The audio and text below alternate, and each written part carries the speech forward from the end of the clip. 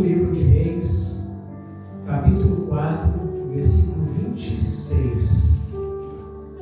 Segundo livro dos Reis, capítulo 4, versículo 26. Saúde a todos com a paz do Senhor. Sejam muito bem-vindos à Power and Grace Church Foundation. Que Deus abençoe a vocês e a cada um, e a cada família aqui representada, e a todos que estão nos assistindo via Facebook, via YouTube, em todas as plataformas. Que Deus possa adentrar o seu coração, a sua família, a sua casa, e preencher, transformar, encher a sua graça e do seu poder, em nome de Jesus. Todos acharam? Segundo livro de Reis, capítulo 4, versículo 26. Aleluia.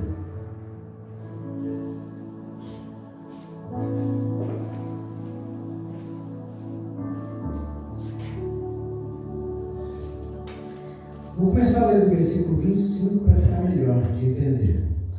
Assim ela foi e chegou até o homem de Deus no Monte Carmelo.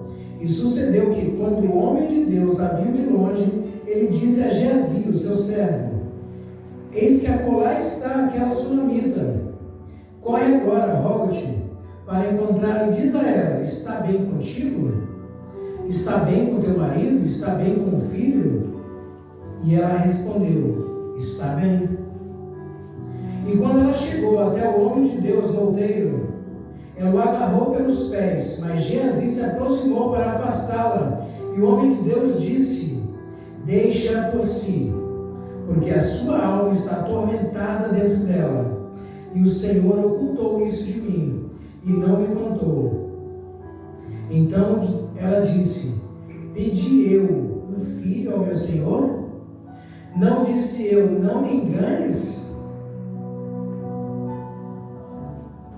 Aleluias. Amado Pai, soberano, eterno Deus, traga, Senhor, a Tua palavra, o Teu ensinamento a cada um de nós. Vem, Senhor, transformar as nossas vidas em nome de Jesus, por meio da Tua palavra, pois a fé vem pelo ouvir, e ouvir a palavra de Deus. Queremos Te ouvir, Senhor. Fala aos nossos corações, às nossas mentes. Fala às nossas posteridades, fala aos nossos filhos, fala aos nossos familiares, ó Deus. Queremos Te ouvir, ó Pai. Amém. Dando continuidade ao nosso estudo, louvando com a palavra, louvando com sabedoria, trazemos hoje outra música. E essa música ela traz alguns ensinamentos. Ensinamentos esses que me levaram a rever esse milagre que houve lá no Velho Testamento, no livro de Reis, com o profeta Eliseu, que tinha um moço, o servo dele chamado Geazi. Música essa que me fez ligar esse milagre lá no Velho Testamento com outro milagre lá no Novo Testamento. Então abram lá em Lucas capítulo 7, versículo 11.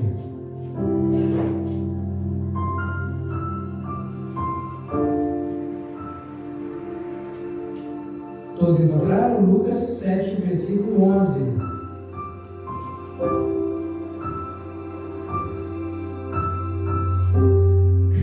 Aleluia. E aconteceu que, no dia seguinte, ele foi à cidade de Naim, e com ele iam muitos dos seus discípulos, e uma grande multidão. Ora, quando ele chegou perto da porta da cidade, eis que ali um homem morto era carregado para fora, filho único da sua mãe, que era viúva. E uma grande multidão estava com ela, e vendo-a, o Senhor se compadeceu dela e disse-lhe: não chores. E chegando-se, tocou o esquife, o caixão, e os que levavam pararam. E ele disse: jovem, digo-te, levanta-te. E o que estivera morto sentou-se e começou a falar. E ele entregou a sua mãe. E a todos sobreveio temor, e eles glorificavam a Deus, dizendo: um grande profeta se levantou entre nós, e que Deus visitou o seu povo. E este rumor sobre ele se espalhou por toda a Judéia e por toda a região ao redor. Qual ligação tem esses dois milagres? Simples. Todos dois são fatos. Isso não é ilustração, isso foi fato, aconteceu. Milhares de anos antes, centenas de anos antes, aconteceu um diferente do outro. Mas os dois fatos são muito parecidos, tem vários paralelos. Em todos os dois tinha uma mãe, triste pela perda do filho. Em todos os dois tinha uma mãe, pensando que iria enterrar o seu filho. Em todos os dois tinha uma mãe que não sabia o que fazer, estava em desespero. Só que lá no Velho Testamento nós vemos uma mãe firme e segura daquilo que estava fazendo, porque ela tinha intimidade, ela conhecia o profeta, ela sabia quem era e sabia do que era capaz. Ela recebia esse profeta em sua casa cada vez que ele passava por aquela região. Ela falou com o marido: faz um quartinho ali, coloca uma cama, uma mesa e uma cadeira, para toda vez que ele passar por aqui, ele possa ter descanso. A gente quer receber a presença de Deus dentro da nossa casa. Então toda vez que ele passar por aqui, ele não vai ficar beleza, ele vai entrar na minha casa, ele vai me abençoar. E por milagre, Deus deu a ela um filho. Ela não podia ter filhos. Então o fato do filho existir já era um milagre. O milagre que vinha do convívio, da entrega dela, da vontade dela de ter a presença de Deus dentro da casa dela. E o profeta não sabia o que fazer para agradá-la, porque tudo ela tinha bens, ela tinha marido. Como que eu faço para agradar? E já dizia o moço, disse: ela não tem filhos. Ele orou a Deus e pediu a Deus e disse a ela: olha, o ano que vem, por esse tempo, você estará segurando o filho nos seus braços. Então o filho já nasceu com um milagre. E esse filho cresceu, esse filho foi crescendo. Só que esse filho, certo dia, foi trabalhar com o pai. E lá ele falou que estava sentindo uma dor de cabeça. E o pai levou até a mãe, ficou nos braços da mãe ali, passando mal. Perto do meio-dia, aquela criança morreu. Ela colocou a criança na cama e foi ter com o profeta. Ela conhecia o profeta, ela sabia quem era o profeta, ela sabia onde ele estava, ela sabia quem buscar, como buscar, e que do mesmo jeito que fez nascer, agora, opa, eu não pedi filho, você que me deu para me agradar, agora resolve, eu não te pedi filho. Por acaso eu te pedi algum filho? Você fez isso para quê? Só para me atormentar. Ela tinha intimidade, ela conversava com o profeta, ela tinha a presença de Deus sempre na sua casa. No Novo Testamento, em Lucas capítulo 7, versículo 11 até o 17, nós vemos outra mulher que morava longe de Cafarnaum, onde Jesus morava. E lá ela era viúva, essa não tinha marido como a primeira. Tinha perdido o marido, que era servo de Deus, e que agora só tinha aquele filho, que era o que sustentaria, que ajudaria e que manteria ela com todos os bens da família, pois tinha que ter um filho homem para que esses bens fossem mantidos sob a proteção dela e ela protegida por esses bens.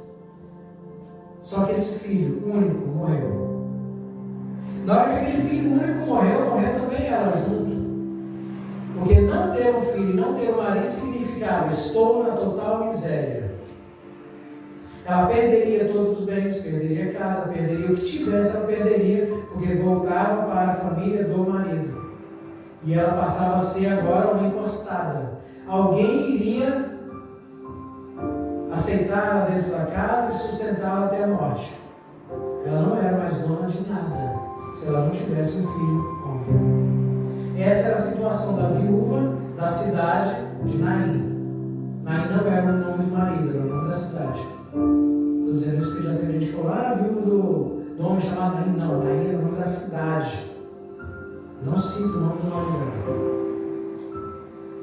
E lá ela, com certeza, na hora que aquele filho morreu, ela chorou, ela clamou, ela não sabia o que fazer. Pois ao levar o filho, ao ser enterrado, tudo que ela tinha e conhecia de vida iria por água abaixo, seria enterrado junto com o filho. A história dela seria enterrada junto com aquele filho. Então ela estava levando ali dentro do caixão não só o filho, mas todas as esperanças, tudo que ela esperava, tudo que ela tinha planejado, junto com o marido, junto com o filho, para o filho, tudo estava sendo enterrado junto ali. Não era só um corpo, era tudo. Ela iria enterrar a vida dela junto ali. Ia voltar só uma casca, que ficaria de favor na casa de alguém, sendo um peso para alguém. Só que Jesus, enquanto estava em Cafarnaum, no dia anterior, na sua sabedoria profunda, esse contato, esse alinhamento com o Pai, ele ouviu o clamor daquela viúva. Ele andou durante aquela noite, depois de fazer milagres em Cafarnaum, na região durante o dia todo. Naquela noite ele andou 50 quilômetros para estar no outro dia de manhã, na cidade de Naim. Quando ele ia chegando à porta da cidade, ela estava saindo com o caixão. E ele, cheio de compaixão por aquela viúva, por aquela mulher, aquela história tocou muito no coração dele.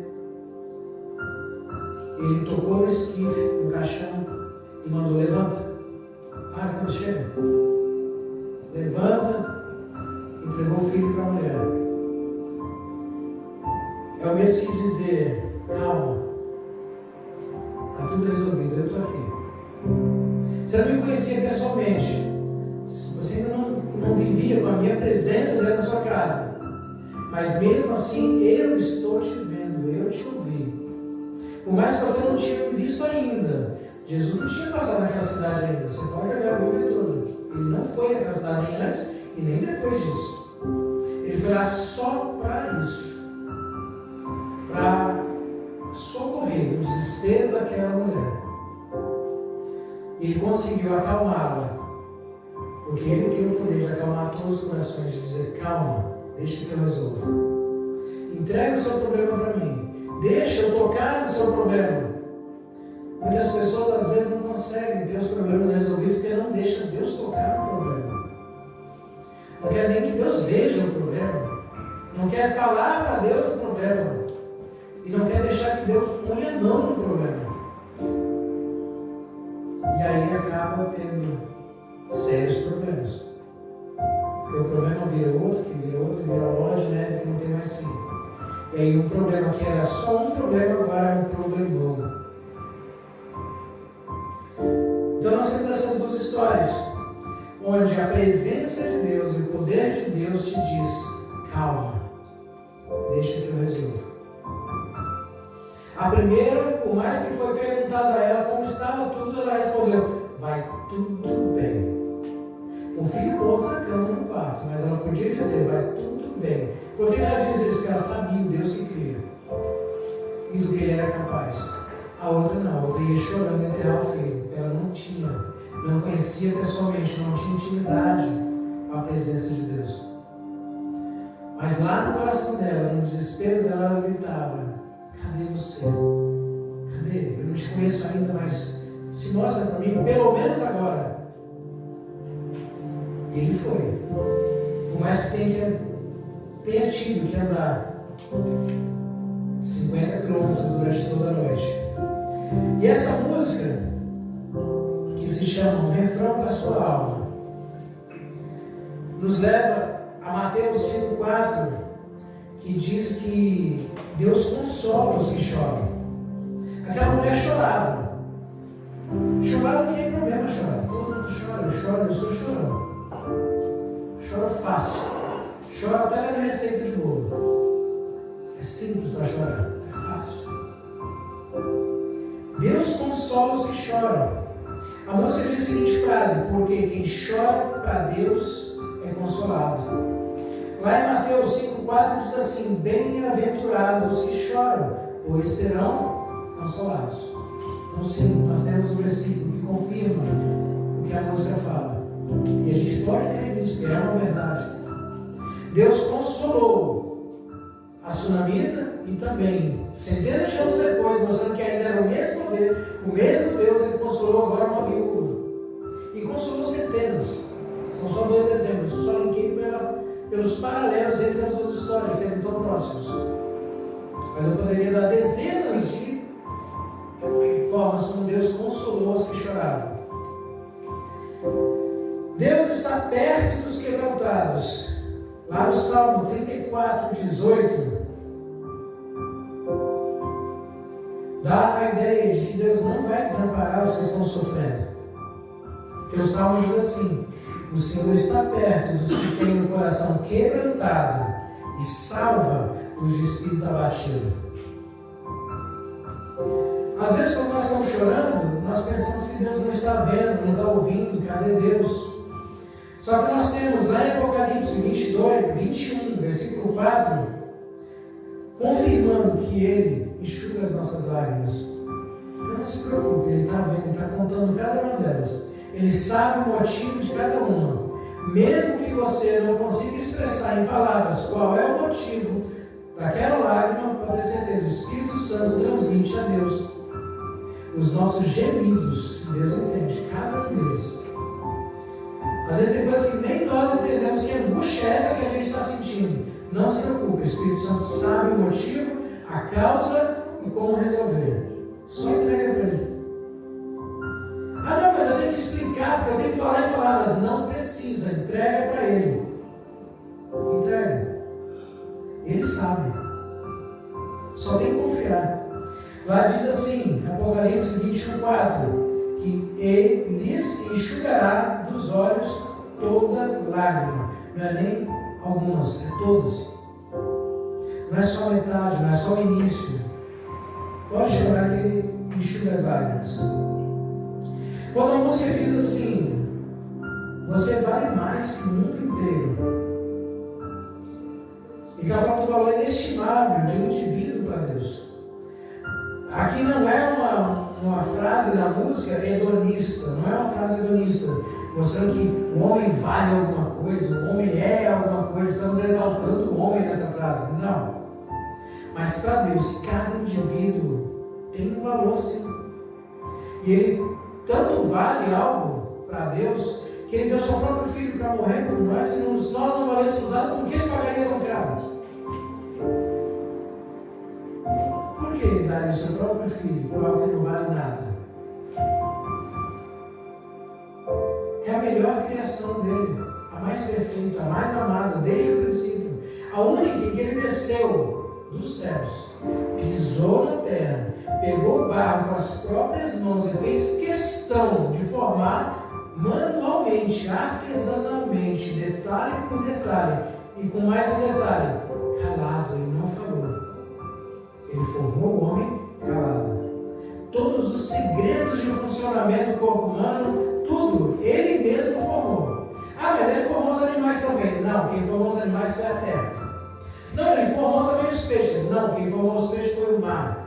Pode provar tudo isso na Bíblia. Quem formou o homem foi Deus. Ele próprio, com as próprias mãos, e soprou na nossa narina o sopro da vida.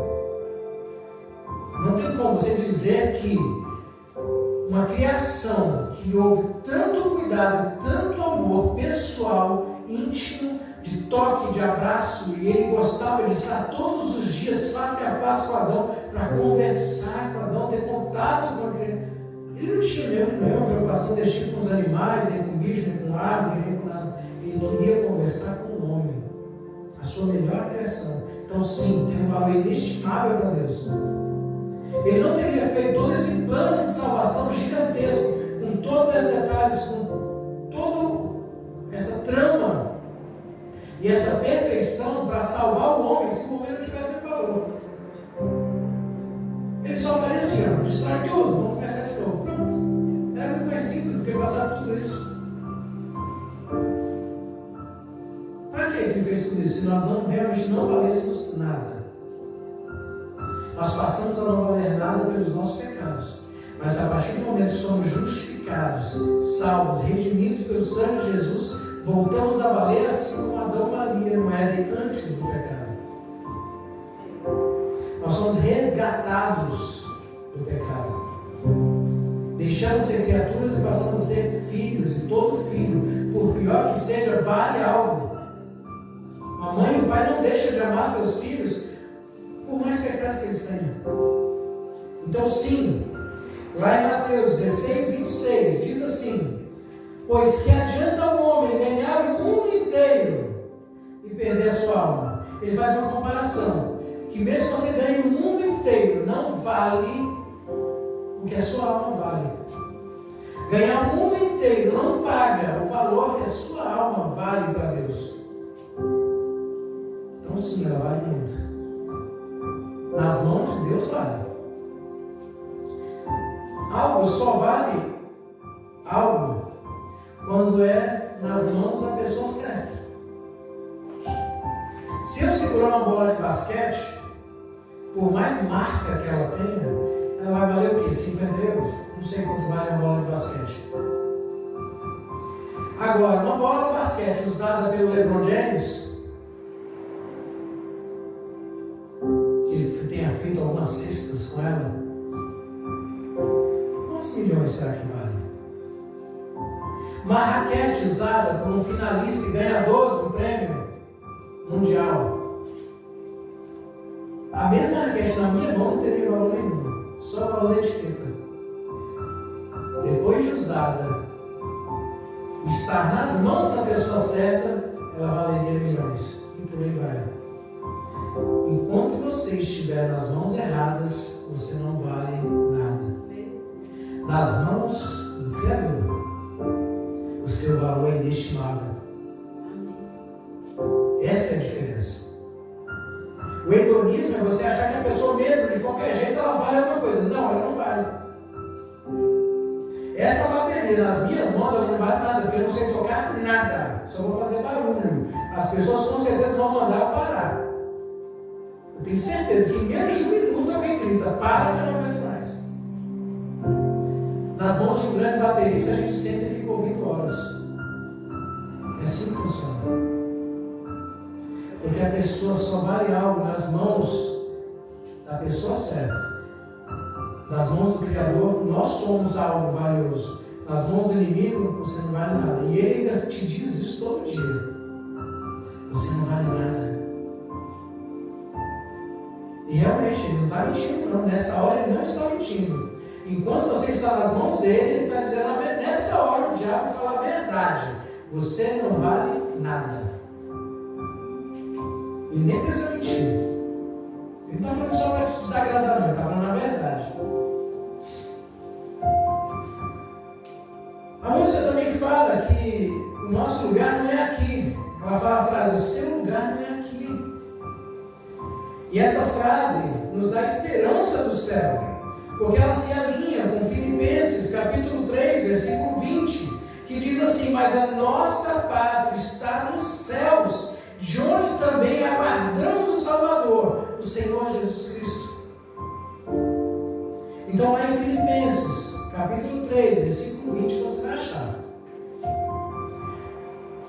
um versículo que confirma de novo que nós não somos daqui. Então, quando eu digo aqui, em várias pregações já disse isso: não sou dessa terra, sou alienígena.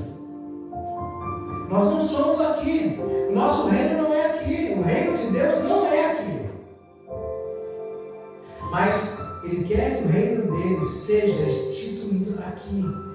Durante todos os 3 anos e meio de pregação de Jesus, Ele estava instituindo o reino de Deus na terra. E o Pai Nosso mesmo disse isso, que a sua vontade seja feita assim na terra, como já é no céu. Venha o teu reino. O Pai Nosso diz isso. Que não é esse reino que nós devemos viver. Nós devemos viver o reino de Deus, mesmo na terra, sim. E já vivendo e comendo o melhor desta terra, que também a Bíblia nos promete isso. Nas mãos da pessoa certa, no reino certo, vivendo da maneira certa, as bênçãos do Senhor.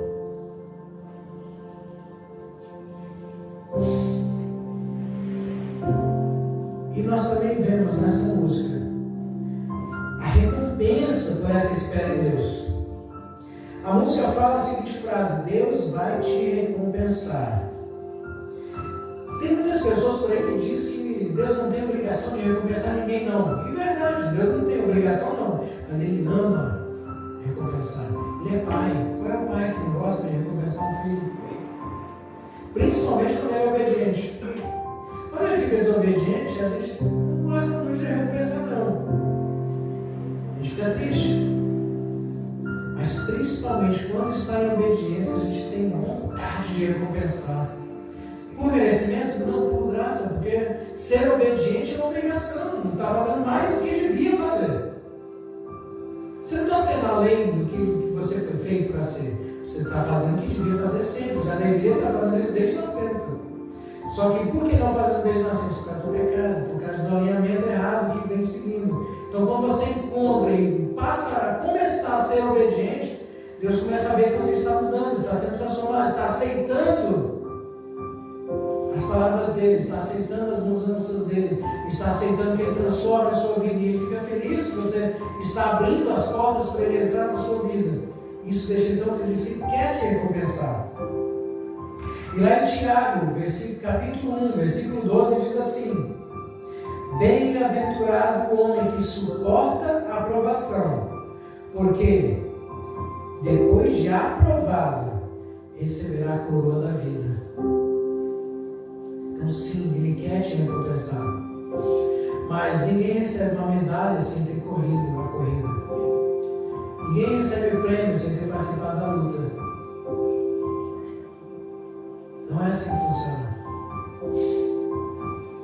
A música também fala sobre a paz de Deus. Tem gente que acha que paz é uma vida sem ter problemas. Não, isso não existe. Até porque o próprio Jesus disse: no mundo tereis aflições. Então acabou. Essa frase deixa bem definido que no mundo tereis aflições. Não é? Vai ser de vez em quando. Tereis, pode ter, pronto. Então paz é você ter paz e tranquilidade mesmo em meio a aflições. Não se preocupe, tenha calma. Reflete. A Filipenses, capítulo 4, versículos 6 e 7, que diz assim: não andeis ansiosos por coisa alguma, porque a paz de Deus, que excede todo entendimento, guardará os vossos corações. Filipenses 4, 6 e 7. Não andeis ansiosos por coisa alguma. Por que está preocupado com o que vai acontecer amanhã? E se amanhã não existir? Você está se preocupando todo. A gente não sabe nem se o dia de hoje termina. A gente não sabe. A gente não sabe se estaremos vivos até a meia-noite. Alguém sabe a hora ou o dia que vai morrer? Eu não sei. E nem quero saber. Só quero estar pronto para quando Ele me chamar e falar: obrigado. Poder abraçar e falar obrigado por tudo que fez. E que ainda vai fazer eternamente. Mas isso é paz. É não andar ansioso. Porque a paz de Deus, que excede todo o entendimento. O que é exceder? Passa de todos os limites. Você nunca vai entender a totalidade do que significa a paz de Deus. Você começa a ter algumas ideias quando você estuda a vida dos apóstolos, dos profetas.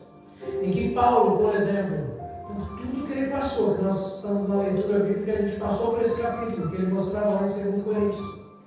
Quantas vezes ele foi açoitado? 40 menos 1 açoite. Quantas vezes ele foi açoitado de vara? Quantas vezes ele foi apedrejado? Quantas vezes ele passou por surras, por pontapés, por desmaios? Quantas vezes ele foi preso? Tudo. Ele faz uma lista que você quer chorar junto com ele. E passando por tudo isso, ele escreveu a carta de Filipenses, que fala só sobre a alegria no Senhor. Estando preso e passando por isso. A pessoa tem que ter uma paz mental para conseguir fazer isso. Senão isso não é humano. A pessoa acorrentada, machucada, dilacerada, no subsolo de uma carceragem, de uma prisão no escuro, escrevendo sobre a alegria de servir ao Senhor diante dessa vida que ele levou. Antes que alguém diga que ele levou uma vida... Não, Paulo viajaram para todo lado, olha só que glamour. Andou toda aquela área da Ásia. Era fariseu, rico, se vestia bem. Comia do bom, do melhor. Não é isso a verdade. Ele fazia tudo isso antes de conhecer Cristo. Mas mesmo com tudo isso que ele tinha, ele não valia nada. E ele mesmo diz nas suas cartas: eu, o pior dos pecadores. Não foi alguém que disse isso dele. Ele mesmo se olhou, se enxergou e falou: não vale nada. Se eu vale alguma coisa pelo serviço que presta a Deus. Isso pode até valer alguma coisa. Se eu tiver que me gloriar, tenho que me gloriar no serviço e não no que estou sendo útil a Deus, porque no resto nunca vale nada. A música ainda fala sobre a importância da oração, que diz assim na música: enquanto chora, aproveita para orar. Tem muitas pessoas que até choram, mas o choro por si só e sozinho é vão. Se você não estiver chorando para a pessoa certa. Em vários treinamentos, inclusive empresariais, a gente sempre ensinou, eu sempre ensinei o seguinte: você nunca deve chorar para baixo, chora para cima. Não entenderam a frase, né? Vou explicar. Você não chora para pessoas, ou para coisas, ou para o que quer que seja, que não tem poder, que não sabe resolver o seu problema. Você deve chorar para cima, para aquele que tem o poder e a sabedoria de resolver o seu problema. Se for na empresa, você não chora para o colega de trabalho, você chora para o seu gerente, você chora para o dono da empresa. Se for na igreja, você pode até pedir conselhos para os seus irmãos, e é bom que isso, os irmãos orem uns pelos outros, peçam conselhos, tem essa comunhão, mas quando você estiver realmente em aflição, você tem que chorar para cima. Então você vai pedir conselho para o pastor, para os bispos, para o apóstolo, para alguém que tem mais sabedoria do que você, que tem mais conhecimento, pelo menos. Então a gente sempre chora para cima. E não há nada e nem ninguém que possa receber o seu choro e ter o poder de resolver do que Deus. E a própria Bíblia diz, em 2 Timóteo, capítulo 2, versículo 5, que há um só mediador entre Deus e os homens, Jesus Cristo, o homem. Então, se alguém tem que mediar esse seu choro e entregar isso para alguém, é Cristo. Então, chora para Cristo. Então, enquanto chora, aproveita para orar. Já está de joelho, já está chorando, já está no chão, já está dilacerado, já está deitado, rolando de dor. Ora. Ora, aproveita para orar enquanto está chorando. Já faz as duas coisas junto, faz completo serviço. Faz as coisas pela metade, não. Aproveita para orar. Lá em 1 Tessalonicenses 5,17 diz assim: orai sem cessar. Tem gente que fala: não, mas se eu orar sem cessar, eu não vou trabalhar, não vou conversar com ninguém, eu não vou fazer nada, porque se eu ficar só orando, que vida é essa? Eu não paro mais de orar, não vou comer, não vou no banheiro, não vou trabalhar, não vou na escola, não vou fazer nada. Uma vida de oração é você estar em conexão com a sua mente cativa ao Espírito Santo, conforme diz a Bíblia, em todo o tempo. Conversando com Deus o tempo todo, enquanto cozinha, enquanto come, enquanto vai ao banheiro, enquanto está na sala, enquanto assiste, tudo. O que inclusive te serve de filtro. Se você tiver com essa conexão 24 horas, te serve de filtro. Se uma pessoa chegar com um assunto indevido, você está aqui junto, de braço dado com o Espírito Santo. O Espírito Santo vai tocar e você vai falar: ei, esse assunto eu não quero ouvir não. Aí você falou: pode parar com o assunto, que isso aí não me convém, não quero nem ouvir isso. Se você colocar no canal errado na televisão, o Espírito Santo ouve: ei, eu não quero assistir isso aí não. Estou aqui junto, lembra que eu estou aqui de braço dado? Não quero assistir isso aí não. Isso aí, opa, muda aqui o canal. Começa a te ajudar a filtrar tudo isso, porque ele vai te cutucar mesmo. Você sente uma sensação estranha. Quando você fala algo, faz algo, vê algo que não devia estar fazendo, vendo, ouvindo, você dá uma sensação tipo, uma estranheza. É o Espírito Santo. Então, orar sem cessar. Orar não é só ficar falando, orar é manter essa conexão. 24 horas com a mente cativa ao Espírito Santo. Por que cativa? Porque Ele é o Senhor e você é servo, então você se mantém cativo a Ele, sobre os mandamentos, sobre o comando dEle. E quando você pensa em fazer alguma coisa errada, já ainda estou aqui, viu? Estou vendo. Quando você pensa em falar alguma coisa, estou te ouvindo, se eu fosse pau parar. Continua não. Para que continuar? É isso que é orar sem cessar. Não é você deixar a sua vida de lado e ficar de joelho no chão 24 horas, parecendo doido. Isso não é vida. Isso não leva ninguém a nada.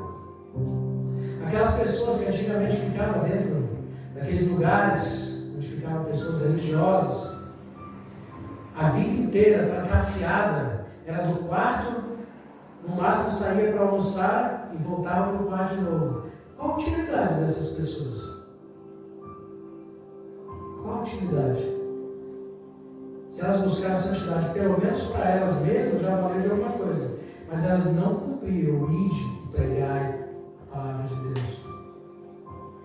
Não serviu de nada para levar o reino de Deus à terra. A música ainda fala também sobre a bem-aventurança dos que buscam a Deus. Quando você busca a Deus, você é bem-aventurado, você é feliz, você é alegre. Bem-aventurado quer dizer, feliz é o homem que, então, bem-aventurado. Isso significa bem-aventurado. Não é que vai viver aventuras, não, viu? Já me perguntaram isso. Bem-aventurado é uma pessoa que vive muita aventura, é uma pessoa bem-aventurada? Não. É uma pessoa feliz, alegre, completa, tranquila, em paz.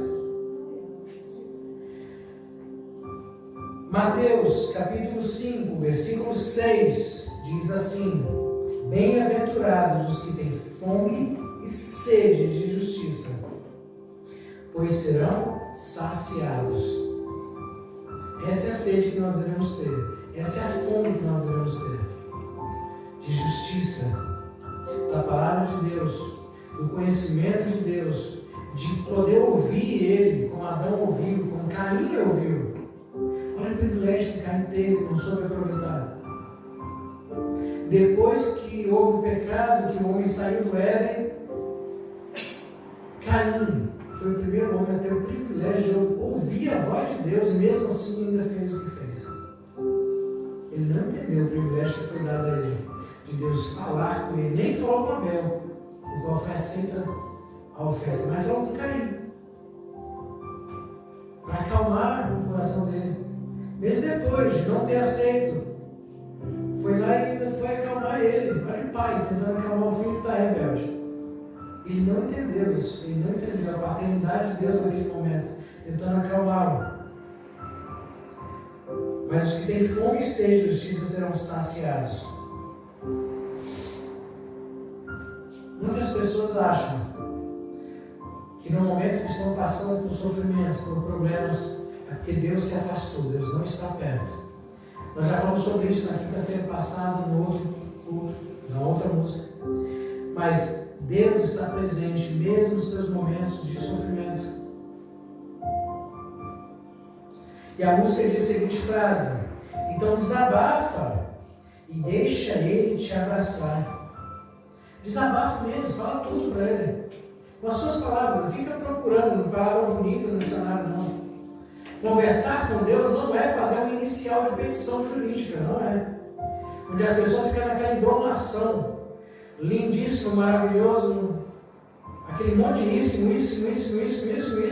Depois de 3 linhas escrito, fala assim: juiz da vara tal. Tem gente que leva um tempão para orar, quando você vê, só fez a introdução da oração. Grandioso Deus, eterno, Pai, poderoso, tá, e aí, a oração, quando é que vem? Isso é tudo ele sabe que ele é. Ele sabe que você sabe. Fala logo o que você quer.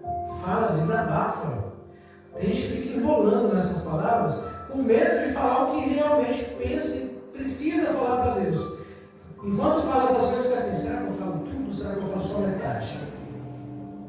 Será que eu conto tudo? Só lembrar de um detalhezinho que eu já falei aqui: Ele já sabe de tudo. Se você vai contar ou não, é só uma decisão sua, do quanto você quer se entregar nas mãos dele. Mas ele já sabe de tudo. Mas ele só vai deixar, ele só vai agir até onde você deixar ele agir. Essa é a diferença. Não é que ele não sabe do seu problema. Ele sabe da totalidade. Causa, efeito, quando, como, resolução, tudo ele sabe. Mas ele só vai agir onde, quando e o quanto você deixar ele agir. E aí tem gente que não deixa ele agir na totalidade. E não adianta você entregar uma árvore para Deus, dizendo que aquela árvore é um problema e mandar ele cortar só as pontinhas. Quando o problema é a árvore, você tem que arrancar a árvore toda. Enquanto você ficar mandando Deus ficar fazendo poda na árvore, a árvore continua engrossando o tronco, ficando mais forte, ficando maior. Ele vai continuar podando o resto da vida? E o problema nunca vai se resolver? Só enraizando mais e mais profundo dentro da sua alma, dentro da sua vida, dentro da sua família. As raízes crescendo cada vez mais para todos os lados. E você mandando Deus só cortar as pontinhas dos galhos, porque você não quer falar do problema todo. Conta tudo para Deus. Então desabafa e deixa Ele te abraçar. Lá em 2ª carta aos Coríntios, no capítulo 1, no versículo 3 e 4, diz assim: o Deus de toda consolação, que nos consola em todas as nossas tribulações. O Deus de toda consolação, que nos consola em todas as nossas tribulações. Então entrega tudo para Ele. Desabafa. Deixa Ele te abraçar, deixa Ele te pegar, te cuidar. Deixa Deus cuidar. Aleluias. Vamos colocar de pé, vamos orar. Um refrão para a sua alma.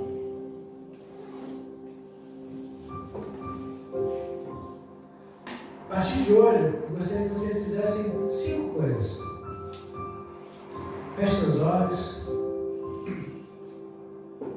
Primeira, encontre calma nas adversidades. Como eu falei na semana passada, desliga todos os barulhos, as poluições. Desfoca de tudo e tenta ouvir a voz de Deus. Ele está aí do seu lado, você precisa ouvi-lo. 2, chore se necessário. Chore mesmo, não tem problema. Mas também ora. Não fica só chorando não, tem que orar. 3, aceite o consolo de Deus. Deixa Deus te consolar. Se você desligar todos os barulhos e ouvir, você vai ouvir que Ele está ali do seu lado te consolando. Então deixa Deus te consolar. Ele quer falar com você. 4, valorize as bênçãos que você já recebeu. Valorize o que você já aprendeu. Os erros que você já cometeu agora servem de ensino, de aprendizado.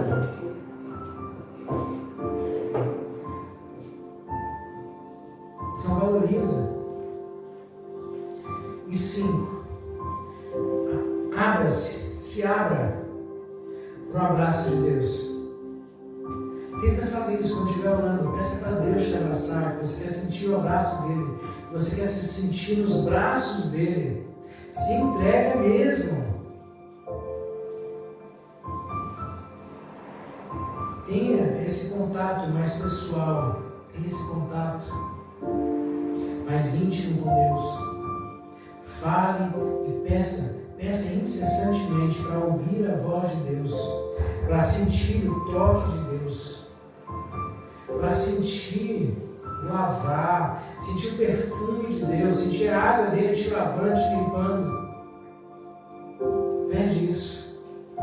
Sente Deus te purificando, te cuidando, sarando as suas feridas.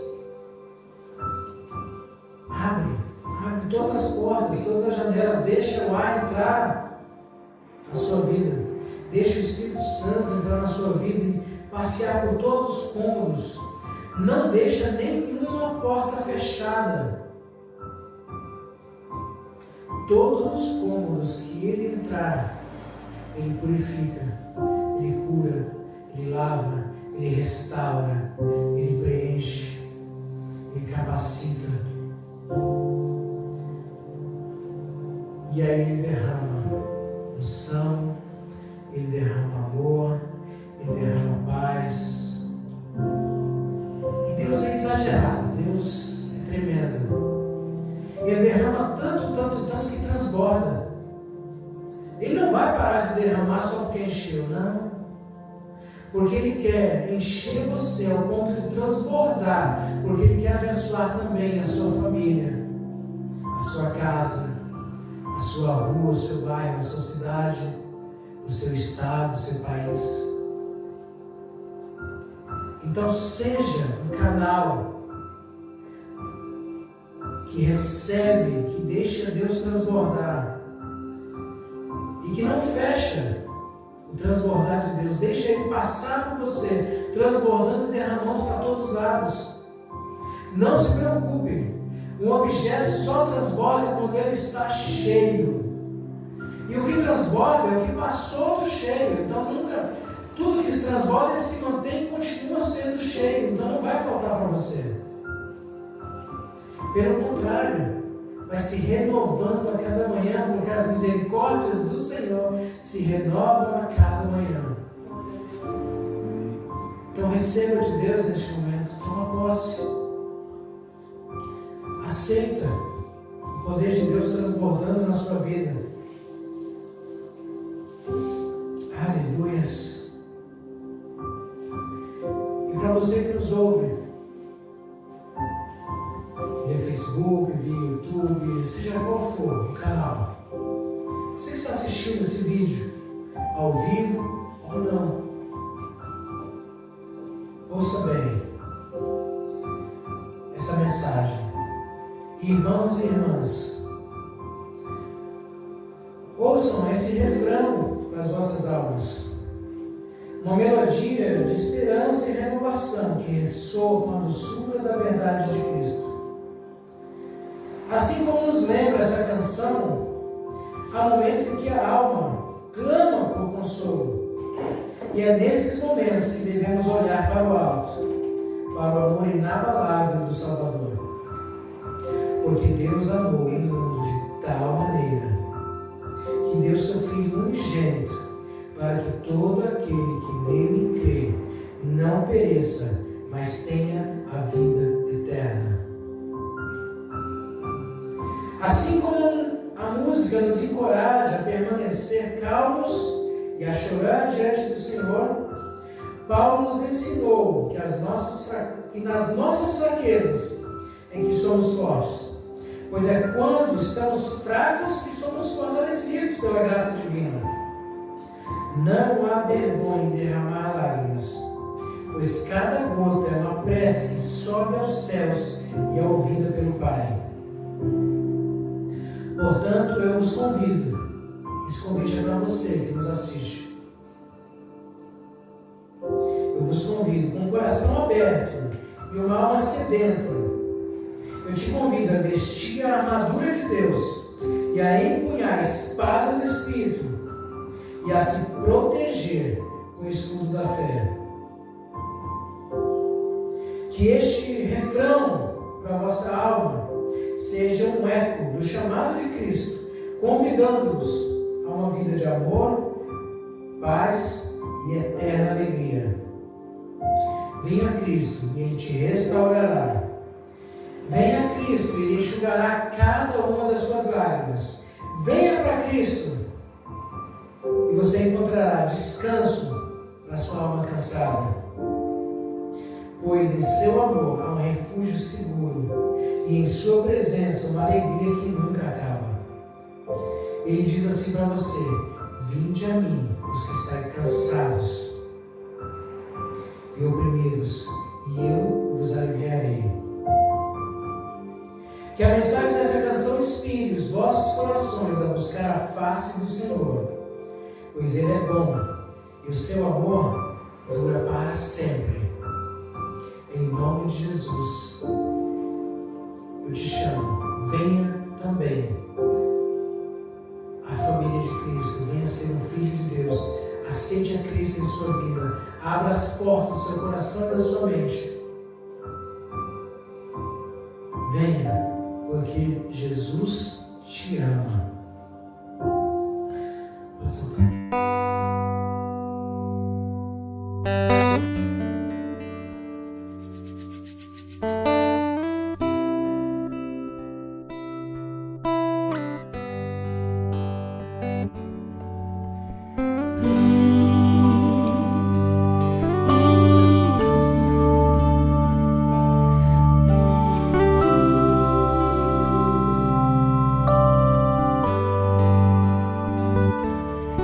Se eu pudesse conversar com sua alma, eu diria: fique calma, isso logo vai passar. Eu daria um conselho: chore mesmo, e enquanto chora, aproveita pra orar. Porque quem chora pra Deus é consolado, é bem-aventurado, e Deus não desamparará. Ele mesmo enxugará as tuas lágrimas, então desabafa e deixa Ele te abraçar. Oh, glória. Calma, calma, não se preocupe, tenha calma. Calma, calma, eu dedico esse refrão pra sua alma. Calma, calma, não se preocupe, tenha calma. Calma, calma, eu dedico esse refrão pra sua alma.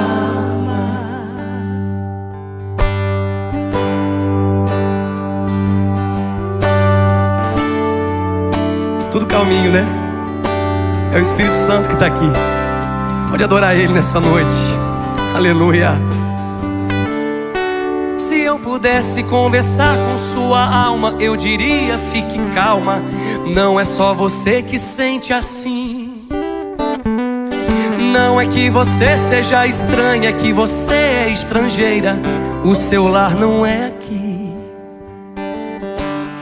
Lá no céu um dia tudo se encaixa, e o que hoje te inquieta não vai mais te preocupar. Você vale mais que o mundo inteiro, e por toda a sua espera Deus vai te recompensar.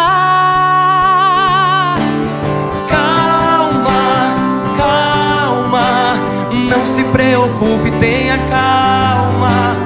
Calma, calma, eu dedico esse refrão pra sua. Vamos juntos?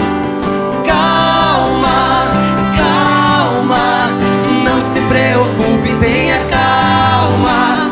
Calma, calma, eu dedico esse refrão pra sua alma. Vamos cantar isso? Calma, calma, Não se preocupe, tenha calma. calma, Calma, eu dedico esse refrão pra sua alma.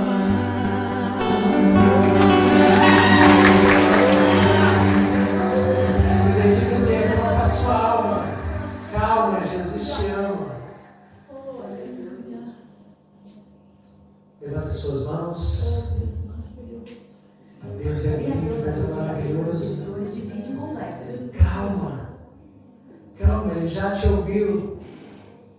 Calma, Ele vai andar nem que seja os 50 quilômetros que Jesus andou para estar com a viúva na cidade de Naim. Calma, mesmo que pareça já perdido, para aquelas duas mulheres já pareciam perdidas. Cada uma delas tinha um filho morto. Mas nas mãos de Deus não há derrota. Para Deus não há nada perdido, não há nada impossível. Então se acalma. Enquanto chora, aproveita para orar. Entrega os problemas na mão de Deus. Deixa Ele tocar no seu problema. Não se preocupe, o toque dele não é para destruição, mas para abençoar, para acalmar, para consolar, para te abraçar, para te cuidar, para te encher, para te ungir, para te capacitar, para te fortalecer. Então deixa Deus tocar. a sua vida. Deixa Deus tocar em tudo o que existe na sua vida. Tudo aquilo que você acha que é seu, entrega nas mãos dele. Não vai deixar de ser seu, só que agora com uma diferença. Tudo que é seu nas mãos de Deus ninguém toma. Aleluia. Tudo que é seu nas mãos de Deus nunca vai ser destruído. Tudo que é seu nas mãos de Deus é mais bonito, é mais forte, é melhor. Estenda suas mãos. Que o amor de Deus, que a graça do nosso Senhor Jesus Cristo e que as doces e infinitas consolações do Espírito Santo seja com todos nós, desde agora e para todos sempre. Amém. Amém. E amém. Aleluia. Aplauda o nome de Jesus.